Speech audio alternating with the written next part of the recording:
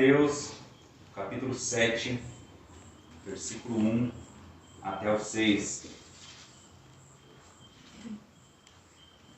Livro de Mateus, capítulo 7, versículo 1 até o 6. Nós estamos falando do Sermão do Monte. O tema dessa noite é Não julgueis e julgueis. Livro de Mateus, capítulo 7, versículo 1 até o 6, diz assim: Não julgueis, para que não sejais julgados. Pois com o critério com que julgardes, sereis julgados, e com a medida com que tiverdes medido, vos medirão também. Porque vês tu o argueiro do olho do teu irmão, porém não reparas na trave que está no teu próprio? Ou como dirás a teu irmão, deixa-me tirar o argueiro do teu olho, quando tens a trave no teu? Hipócrita, tira primeiro a trave do teu olho, e então verás claramente para tirar o argueiro do olho do teu irmão.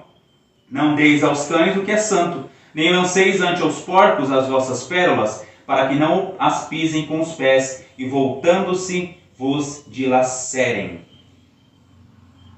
Então esse aqui é o ensino do Senhor Jesus nessa noite. Nós estamos falando no livro de Mateus, expondo o livro de Mateus. Já falamos anteriormente que Mateus significa o presente de Deus. Mateus foi um dos 12 discípulos do Senhor Jesus. Ele também era conhecido como Levi.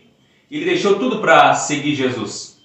Nós vemos que o propósito de Mateus é demonstrar que Cristo é o Rei, que Cristo é o Messias de Israel, o escolhido de Deus.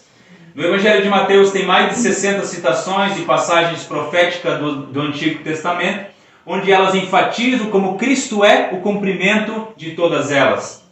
Como falamos, esse é o primeiro grande sermão de Jesus. Cristo está falando do seu reino, da constituição do seu reino. Ele está falando do Evangelho do Rei, sobre o reino do Rei, o reino dos céus. Ele vai nos revelar o perfil verdadeiro dos seus súditos, como os seus súditos serão. E nós já vimos anteriormente que Jesus nos mostra que os seus súditos têm vida. Eles são bem-aventurados, eles são sal da terra, a luz do mundo, eles serão perseguidos, não serão como os hipócritas e terão Cristo como seu Senhor e como seu Rei. Nós vimos também anteriormente que Cristo corrigiu os falsos ensinos. Ele ensinou sobre a justiça, como viver de maneira íntegra. Ele falou sobre a bondade, pureza, honestidade. Também falou das coisas externas, as práticas externas, como orar, jejuar e dar esmolas. Depois ele expôs 3 metáforas sobre os valores desse mundo versus os valores do reino de Deus. E no domingo passado nós tratamos sobre a ansiedade e quão necessário é focarmos primeiro no reino de Deus e na sua justiça. E Jesus continua o seu ensino.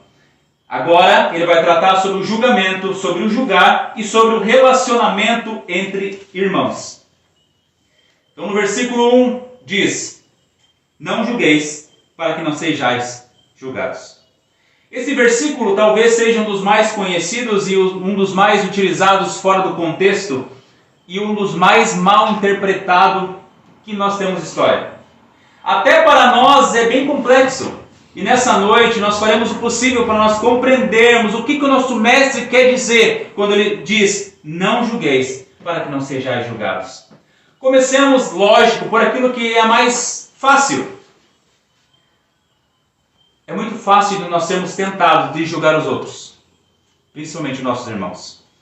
Isso é básico nosso. É um grande desafio, por exemplo, que nós vemos na Escritura. É um grande desafio nós andarmos em santidade, buscar andar em santidade, andar de acordo com as Escrituras, sermos bem-aventurados, sermos sal da terra, a luz do mundo, estar sendo moldados pelo Senhor e não sermos julgadores do nosso próximo. Veja bem, a Bíblia nos mostra que nós devemos viver de forma íntegra. Mas ao mesmo tempo, Jesus fala que nós não podemos ser, é um grande desafio em nós não sermos hipercríticos. E nós vamos compreender isso aí. É uma atitude de julgar inocente, uma atitude de julgar como inocente pode com o tempo se tornar um grande iceberg, por exemplo, a ponto de destruir navios. Carso ele afirma o seguinte: a atitude crítica e discriminatória pode tornar-se tão venenosa que pessoas cuja estatura espiritual, integridade e prestatividade são muito superiores às minhas, de alguma forma elas parecem como pigmeus espirituais, indigentes quando terminam a minha avaliação. Talvez uma pequena falha ou incoerência na vida delas lhe diminui a estatura moral, na minha opinião. Veja, em Mateus 6, o amor ao dinheiro e a ansiedade que brota da falta de confiança arruína o caráter cristão. Em Mateus 7 acontece a mesma coisa com esse tipo de zelo injurioso. Veja, o ensino de Jesus aqui é muito claro quando nós percebemos com o nosso próprio coração. Quando nós começamos a andar nos caminhos do Senhor, nós começamos a olhar para o lado e dizemos: Josué não ora que nem eu oro. Eu acordo às 3 horas da manhã para orar. É um exemplo, tá? Eu acordo às 3 horas da manhã para orar, mas o Josué não faz isso. Nós começamos a procurar pecados nas outras pessoas. E a Bíblia nos mostra que tudo isso é hipocrisia. E Jesus nos adverte para que não venhamos cair neste pecado. Mas antes de falarmos o que seria este julgar, vamos definir o que não é esse julgar. O que não é? Primeiro, ter opinião e discernimento. Jesus não está dizendo que os seus súditos do seu reino não terão opinião ou discernimento. Ele não está dizendo que esses não devem emitir opinião do que é certo, do que é errado. Ao contrário, nós não podemos ficar calados em meio aos erros e injustiças. Pelo contrário, o próprio Jesus exclui essa interpretação estúpida. Nós vamos ver isso no versículo 6. E o versículo 15 diz assim: acautelai-vos dos falsos profetas, que vos apresentam disfarçados em ovelhas, mas por dentro são lobos roubadores. Veja, os seus seguidores vão reconhecer o que é mal. Os seus vão reconhecer aquilo que é falso. Eles vão ter a habilidade de distinguir o que é certo e o que é errado. E esse é o ensino da palavra de Deus. No Novo Testamento nós temos muitos exemplos. Eu quero convidar você a abrir a palavra de Deus no livro de Gálatas, no capítulo 1.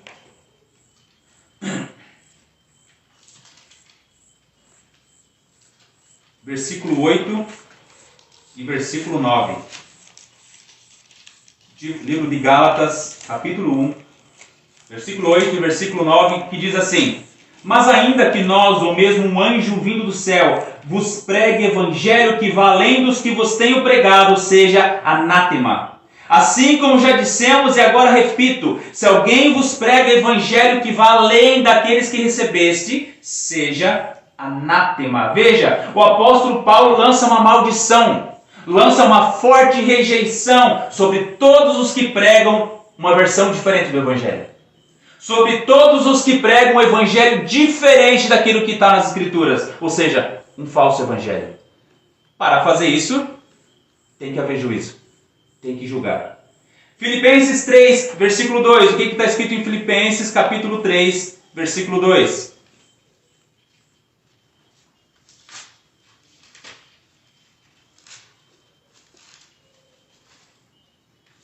Cuidado com os cães. Cuidado com esses que praticam mal, cuidado com as falsas circuncisão, pois nós é que somos a circuncisão, nós que adoramos pelo Espírito de Deus, que nos gloriamos em Cristo Jesus, e não temos confiança alguma na carne. Veja, acautelai-vos dos cães, acautelai-vos dos maus obreiros, acautelai-vos da falsa circuncisão. Paulo vai utilizar palavras fortes para alertar os seus leitores sobre os falsos mestres. Ele vai julgar e vai dizer para todos aqueles que eles devem sim julgar eles. João também exige julgamento em 1 João capítulo 4, versículo 1.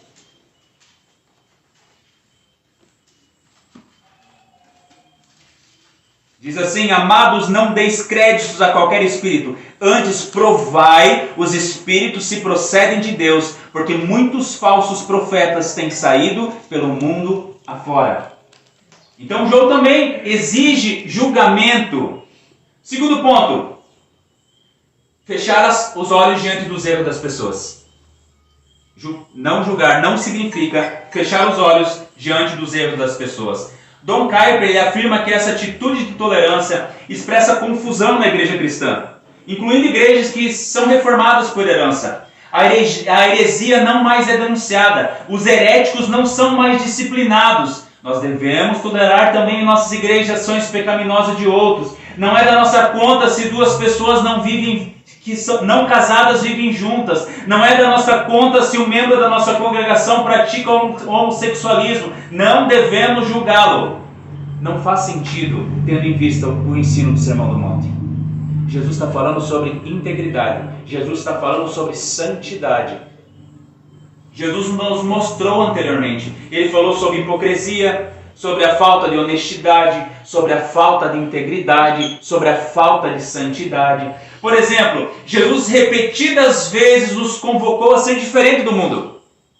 Ser diferente do mundo que nos rodeia. Falou que nós deveríamos ser mais justos que os fariseus. Que deveríamos fazer mais do que os outros com o padrão do amor ensinado por Jesus. Ele nos advertiu a não ser como os hipócritas em nossa piedade e não ser como os pagãos em nossa ambição.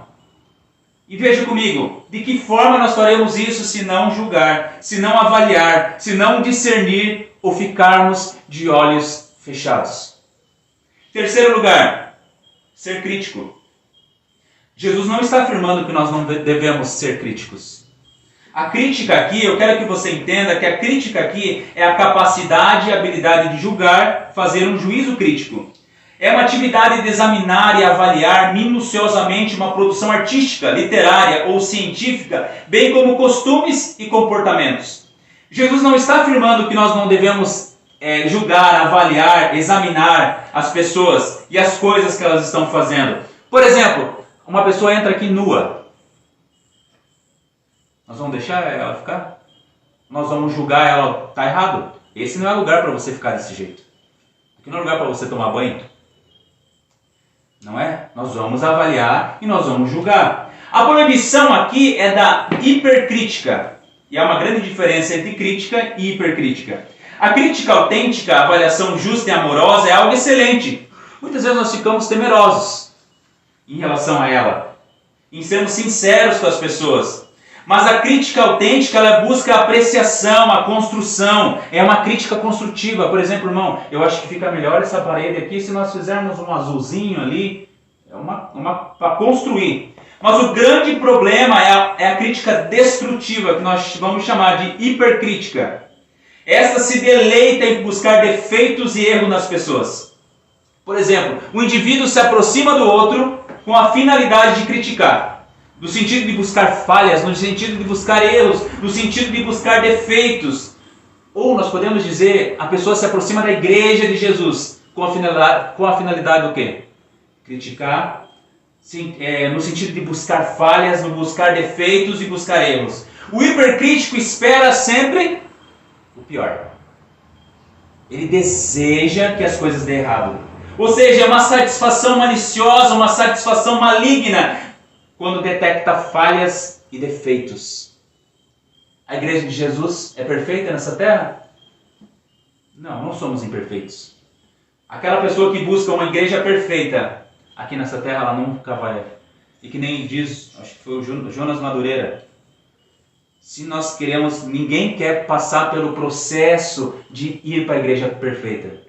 Qual que é o processo de ir para a igreja perfeita? Morrer e ir para o céu. Ninguém quer agora, nesse momento, passar por esse processo. Este vive procurando defeitos, erros e pecado nos outros e se frustra, fica desapontado quando não consegue encontrar. Ele fixa a sua atenção, na maioria do tempo, em coisas secundárias, em erros, em coisas não vitais, com a finalidade de sentir mais espiritual. Eu convido você a abrir a palavra de Deus no livro de Romanos, capítulo 14.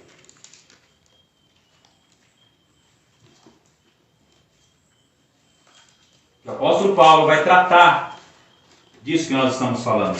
O livro de Romanos, capítulo 14, a partir do versículo 1, diz assim: acolhei ao que é débil na fé, não porém para discutir opiniões. Um crê que tudo pode comer, mas o débil come legumes. Quem come não despreze o que não come, e o que não come não julgue o que come, porque Deus o acolheu. Quem és tu que julgas o servo alheio? Para o seu próprio Senhor está em pé ou cai, mas estará em pé, porque o Senhor é poderoso para suster.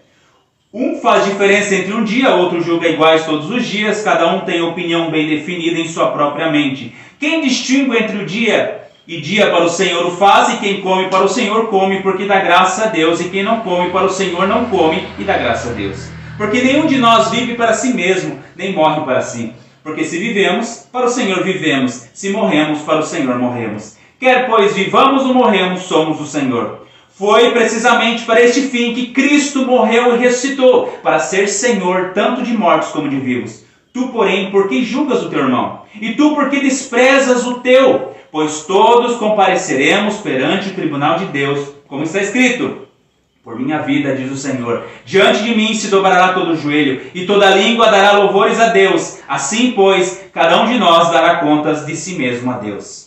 Não nos julguemos mais uns aos outros, pelo contrário, tomai o propósito de não pôr de tropeço ou escândalo ao vosso irmão.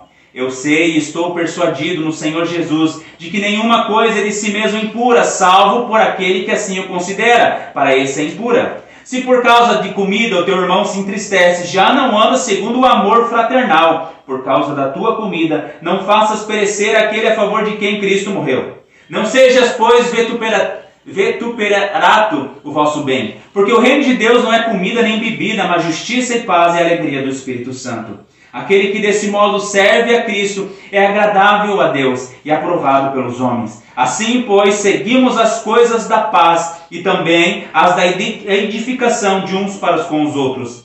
Não destruas a obra de Deus por causa da comida. Todas as coisas, na verdade, são limpas, mas é mal para o homem o comer com escândalo. É bom não comer carne, nem beber vinho, nem fazer qualquer outra coisa com que o teu irmão venha tropeçar, ou se ofender, ou se enfraquecer. A fé que tens, tem-na para ti mesmo perante Deus. Bem-aventurado é aquele que não se condena naquilo que aprova. Mas aquele que tem dúvida é condenado se comer, porque o faz não provém da fé, e tudo que não provém de fé é pecado. Veja, a discussão aqui que Paulo está tratando é de coisas secundárias. Comida, bebida e dias. Eu falo para os irmãos que o melhor dia de nós vir na igreja é sábado. O Samuel fala que o melhor dia para vir na igreja é domingo. O outro irmão fala que o melhor dia para vir na igreja é segunda. E vira uma guerra gigantesca. Outro fala que não pode comer carne de gado. Outro fala que não pode comer carne de frango. Outro fala que não pode tomar refrigerante. E vira uma discussão de coisa secundária. Depois, na igreja do Senhor, está todo mundo de bico, um olha para o outro. Ou seja, eles estavam discutindo e criando guerra e se autodestruindo. Embora Paulo não considere insolúveis essas discussões, essas controvérsias, ele julga que a unidade da igreja é muito maior do que isso. Não, imagine nós começarmos a discutir, debater aqui se nós podemos comer frango no sábado. É um exemplo. Na época era carne de porco ou qualquer outro alimento. O que é mais importante, a comunhão da igreja ou resolver esses probleminha? Mesmo que seja problema simples, não é? Veja que as questões de foco não diz respeito ao próprio evangelho, não diz respeito às coisas essenciais, mas à força ou à fraqueza da fé do indivíduo no evangelho, ou seja, coisas secundárias. Veja, nós temos que focar no que realmente é importante e buscar resolver as questões secundárias. De que forma? Sem precipitação, com amor, com zelo bíblico. Nós não precisamos expulsar ninguém da igreja, porque a pessoa não come carne. Não é? Faz sentido? Porque um não come carne, então tu não pode fazer parte da igreja do Senhor.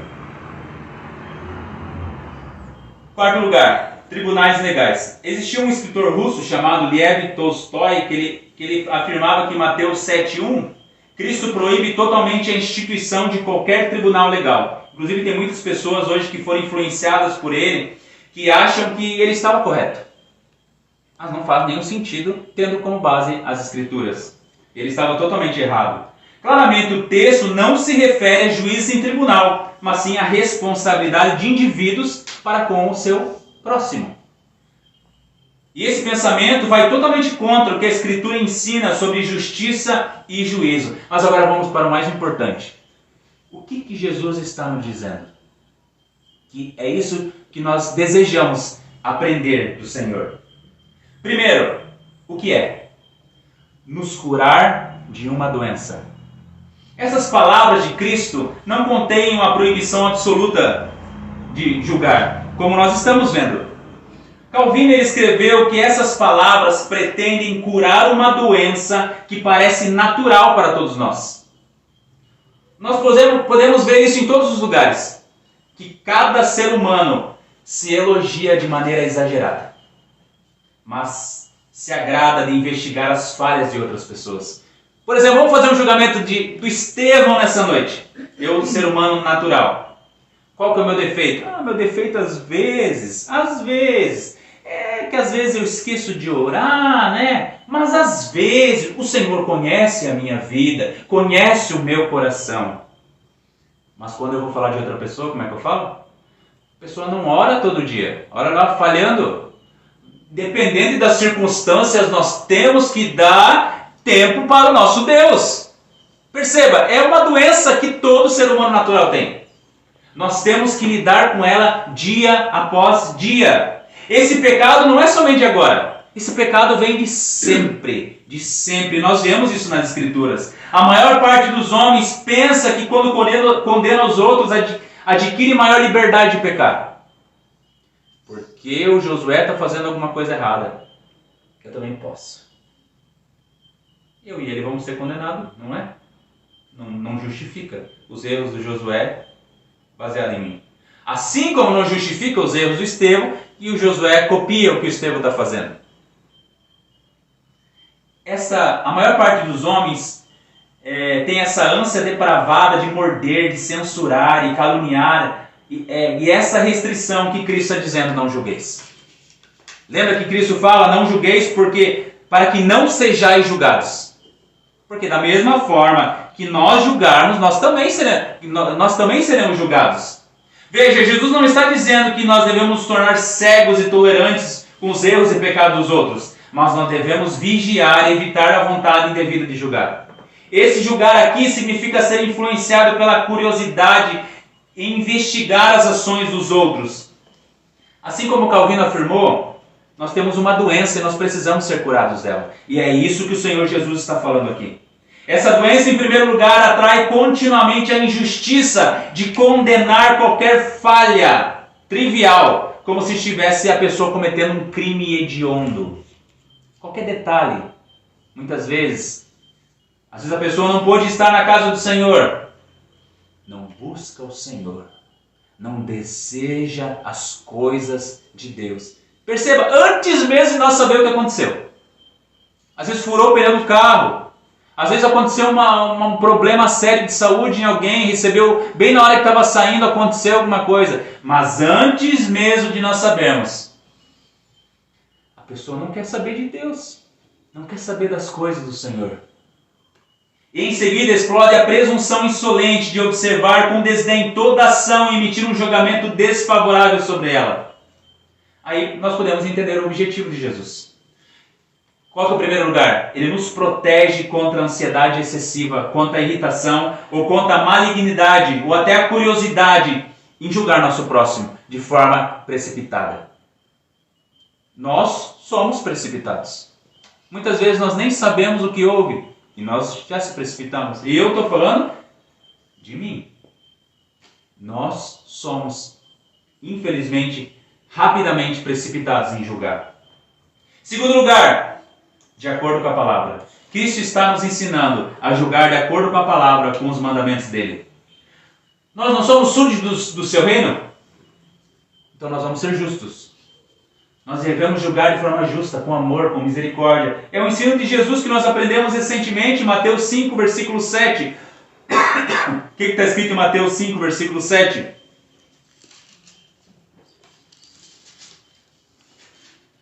Bem-aventurados misericordiosos, porque alcançarão misericórdia.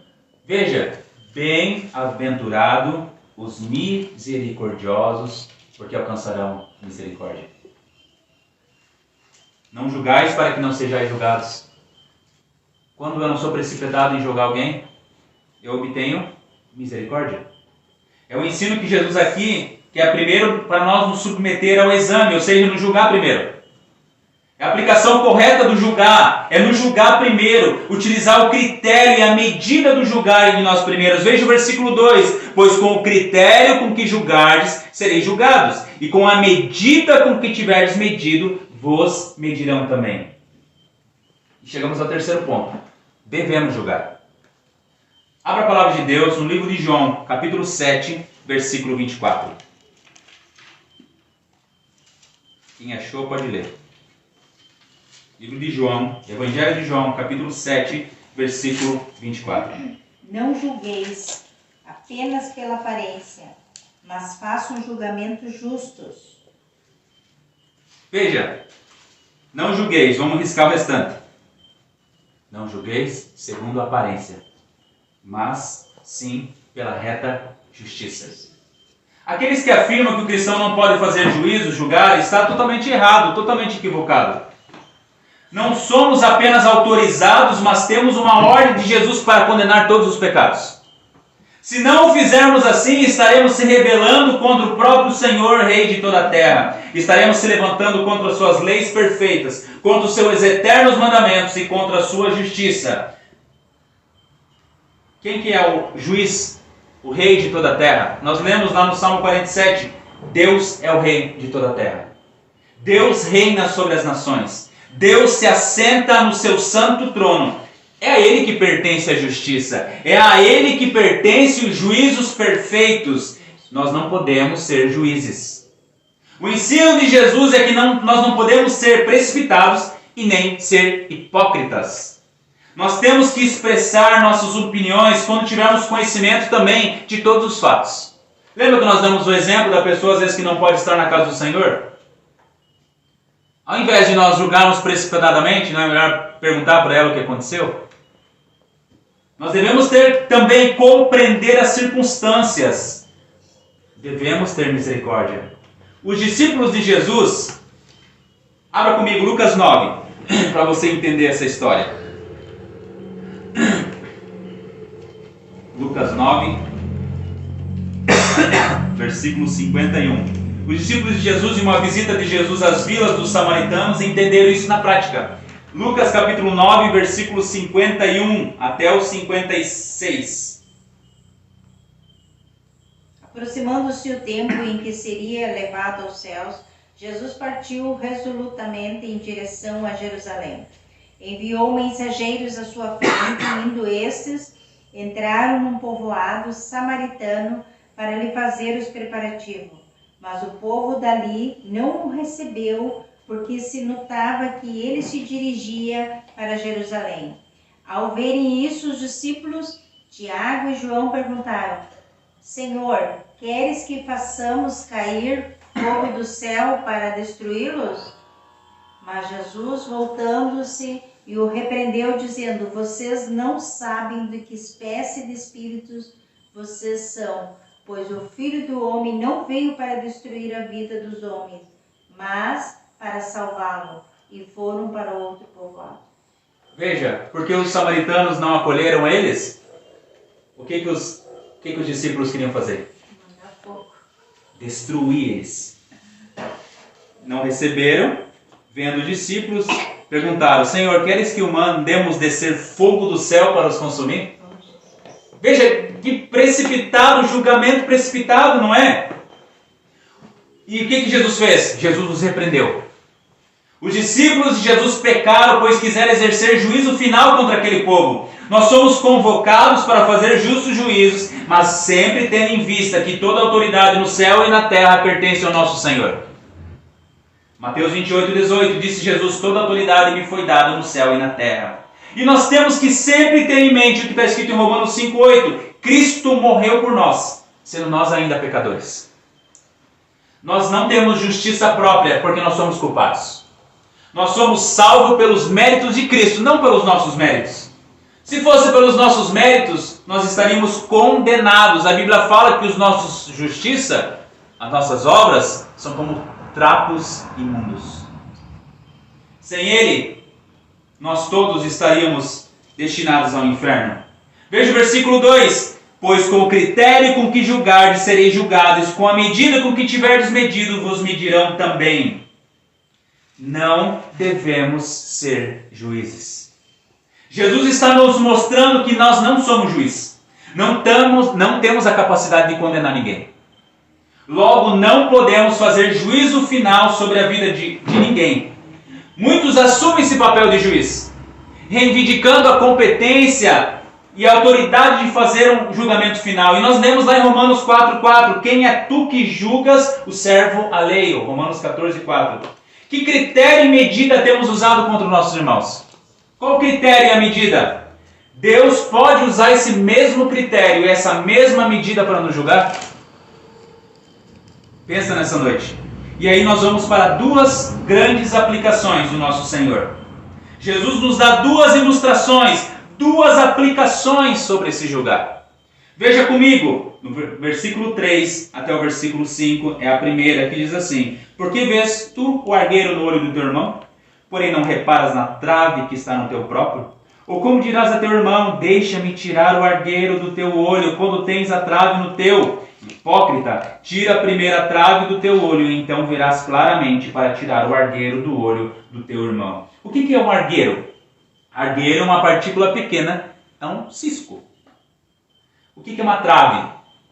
É uma viga grande de madeira. Veja, é totalmente desproporcional. Jesus utiliza uma ilustração fascinante, não é? Se nós analisarmos, logo perceberemos que é algo que sempre acontece conosco, que é algo muito natural para todo ser humano. Um dos grandes exemplos desse mal encontra-se lá em 2 Samuel. Convido você a abrir a palavra de Deus no livro de 2 Samuel, capítulo 12.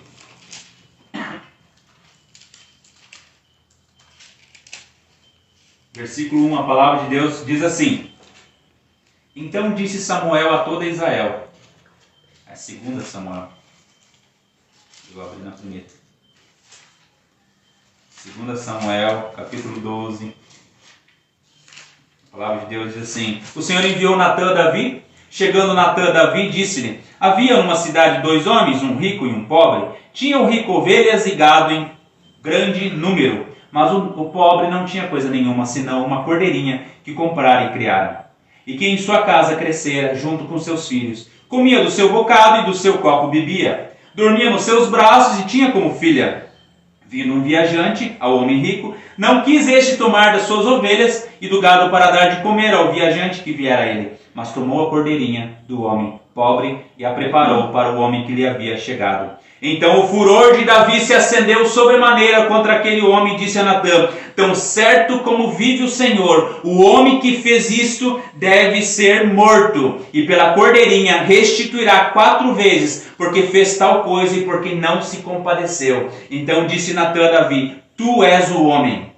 Assim diz o Senhor Deus de Israel: eu te ungi rei sobre Israel e te livrei das mãos de Saul. Dei-te a casa de teu Senhor e as mulheres do teu Senhor em teus braços, e também te dei a casa de Israel e de Judá. E se isso fora pouco, eu acrescentando tais e tais coisas, porque pois desprezastes a palavra do Senhor, fazendo o que era mal perante ele.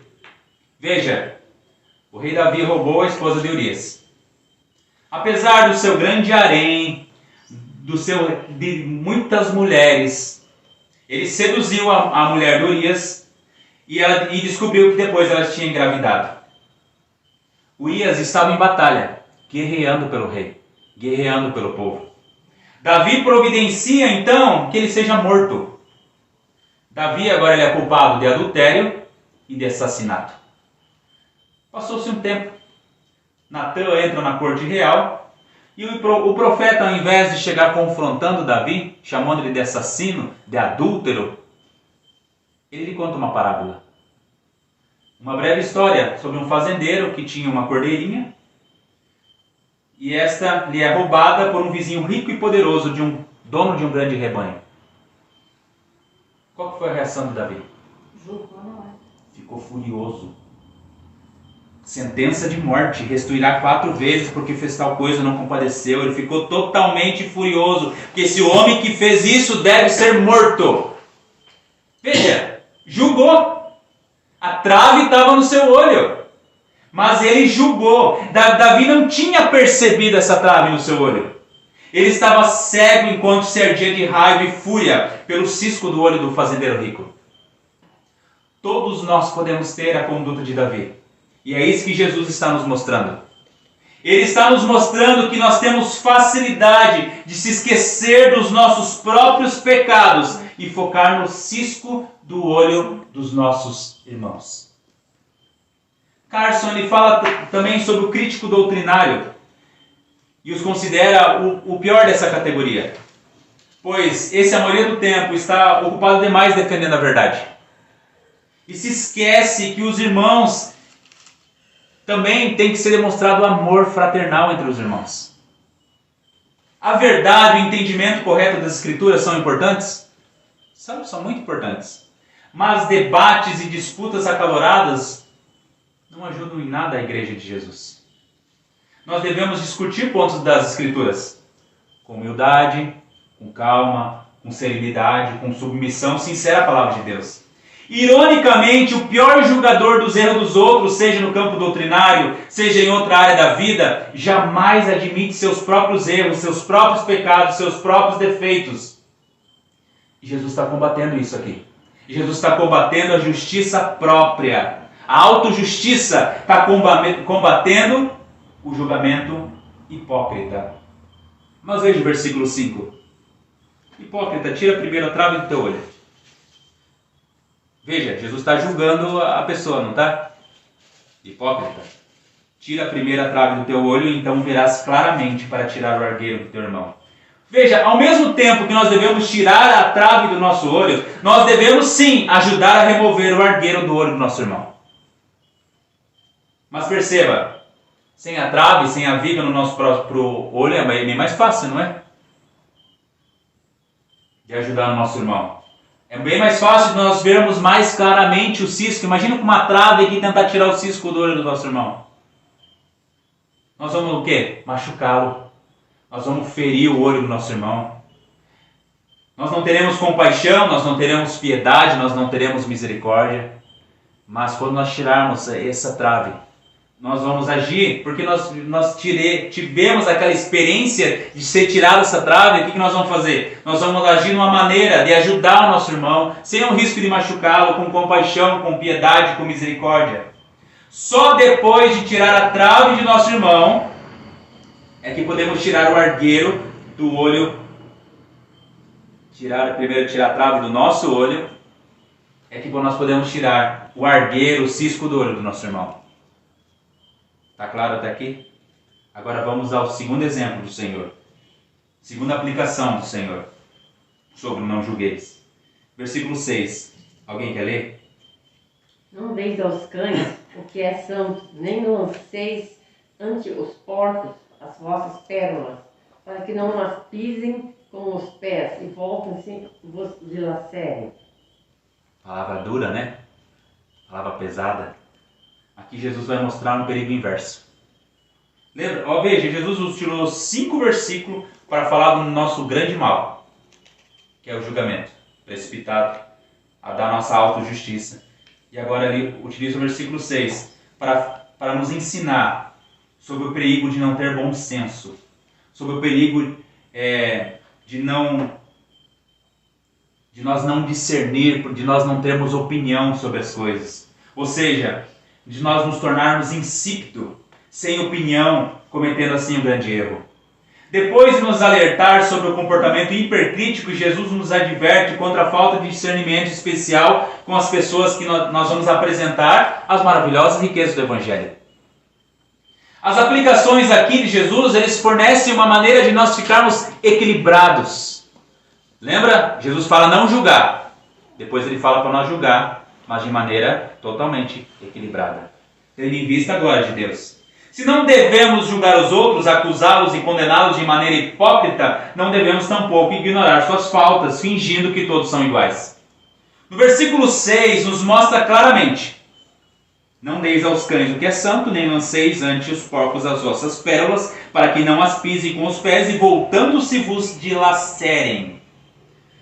Amados, os cães não são os nossos petzinhos tão bonitinhos de estimação.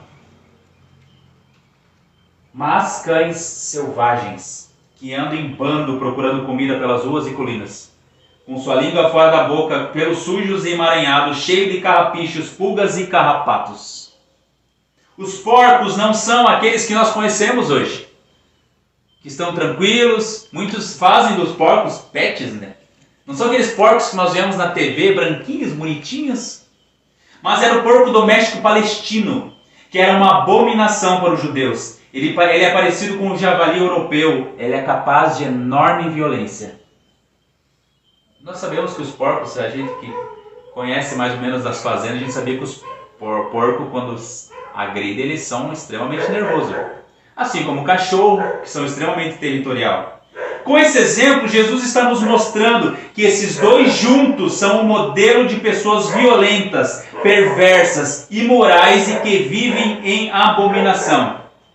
Em 2 Pedro, capítulo 2, 22, diz assim: com ele aconteceu o que diz certo adágio verdadeiro: o cão voltou ao seu próprio vômito e a porca lavada voltou-se a revolver-se no lamaçal. Veja o que Pedro diz acerca dos dois. É um contexto igualmente negativo. E nós vamos ao que Jesus nos mostra aqui. Primeiro, eles mostram uma figura de um homem segurando uma bolsa cheia de pérolas preciosas e que se defronta com uma matilha de cães ameaçadores e com porcos selvagens. Os animais estão com muita fome. Os animais rosnam. E o que ele faz? Esse homem pega as pérolas preciosas e as joga para eles. Pensando ser comida, os animais correm para devorar. Mas logo percebe que não é comida. As pérolas são muito difíceis de mastigar, não tem gosto e não são nem um pouco saborosas. Enfurecidos, a Bíblia fala, enfurecidos, o que eles fazem? Para que não as pisem com os pés e voltando-se, dilaceram, atacam o homem e o dilaceram. Veja, Jesus utiliza uma metáfora de advertência para nos ensinar algo muito importante. Fazei justos juízes e não deem aos cães o que é santo, nem jogai as vossas pérolas aos porcos. Jesus está ordenando aos seus súditos, aos seus discípulos, que não compartilhem as partes preciosas da verdade espiritual com pessoas perversas, indiferentes e blasfemas. Nós não podemos sair falando por aí, Jesus ama para as pessoas que são impiedosas, que são impenitentes, que são blasfemas ou indiferentes com o Evangelho. É preciso que elas saibam do justo juízo de Deus. Que elas saibam da ira de Deus contra toda impiedade e injustiça. Só depois que nós devemos apresentar o amor de Deus. Por todo aquele que se arrepende e crê. Quantas vezes nós vemos em marchas por aí as pessoas, Jesus ama vocês. Não é verdade. As pessoas estão jogando as pérolas preciosas para os cães e para os porcos, a palavra de Deus diz. Assim como as pérolas não satisfazem os animais selvagens, mas antes os deixam enfurecidos e perigosos, também as riquezas das verdades bíblicas sobre Deus e sua palavra vai deixá-los o quê? Furiosos, enfurecidos. Fale, por exemplo, que Deus predestina, que Deus decreta, que Deus providencia todas as coisas para o homem natural e o que vai acontecer? Ele vai ficar furioso.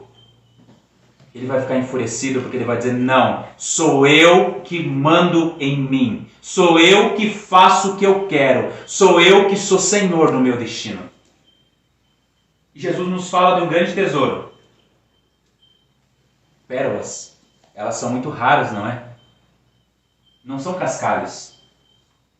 Sobre esses exemplos, Carson nos fala sobre 5 implicações. A primeira, Jesus falou num grande tesouro, ou seja, interpretando a metáfora, nós entendemos que esse tesouro é as boas novas do Evangelho de Jesus.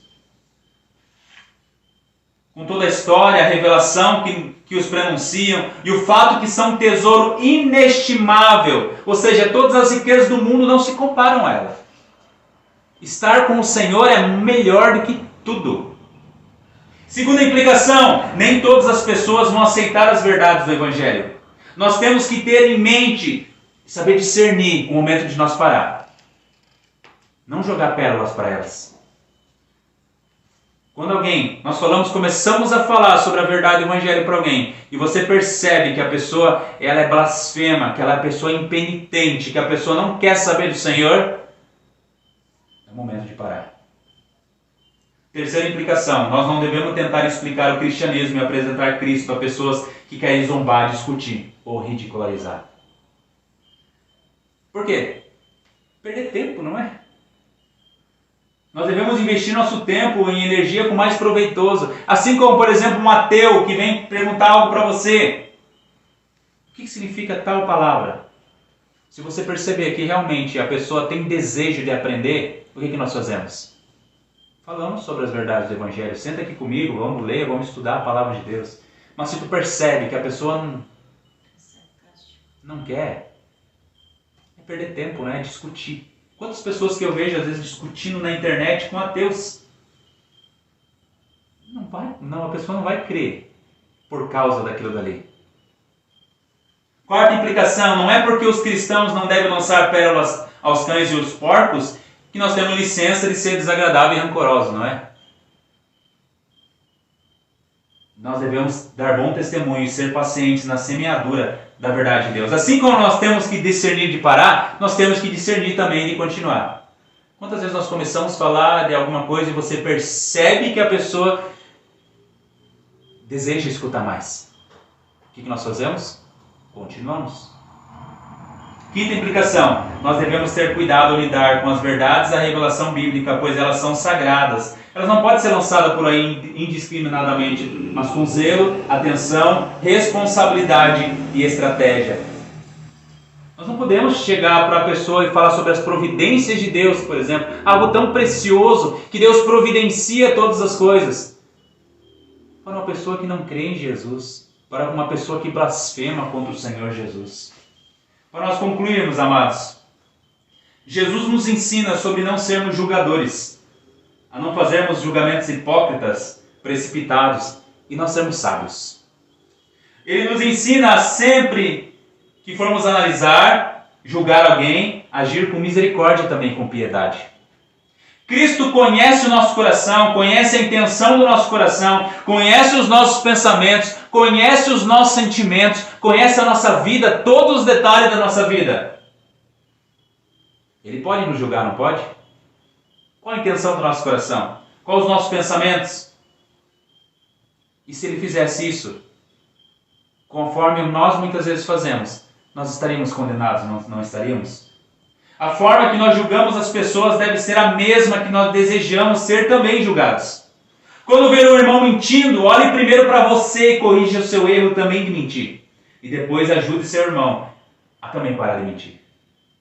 Porque muitas vezes você fala, aquele cara é um mentiroso. Mas quantas vezes nós também floreamos uma história?